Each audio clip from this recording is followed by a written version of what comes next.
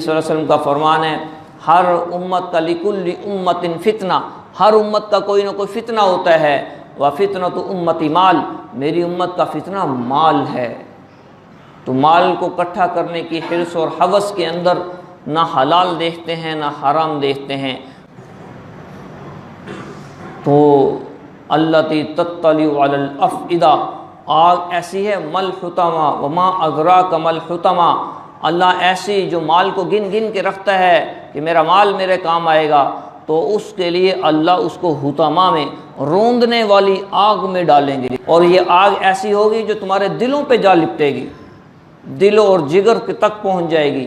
اللہ قرآن میں فرماتے ہیں کہ والذین یکنزون الذھب والفضہ، کہ جو لوگ سونے اور چاندی کو جمع کرتے ہیں، ولا ينفقونها فی سبیل اللہ، پھر اس کو اللہ کے راستے میں خرچ نہیں کرتے، عذاب کی خوشخبری سنا دو۔ خوشخبری تو اچھے کام کی ہوتی ہے۔ تو یہ ان لوگوں کے لیے ہے کہ جو کہتے ہیں کہ دیکھا جائے گا، اللہ غفور الرحیم ہے، تو اللہ ان کے لیے فرما رہے ہیں کہ فبشرہم بعذاب علیم، ان کو دردناک عذاب کی خوشخبری سنا دو۔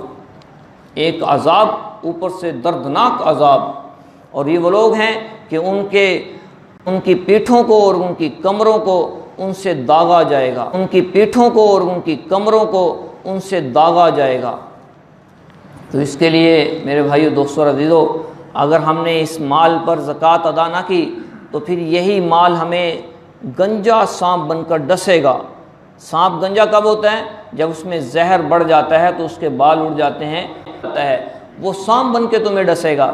ہم سمجھتے ہیں یہ مال میرے کام آئے گا، تو میرے بھائیو زندہ ہیں تو کام اس سے لے لیں۔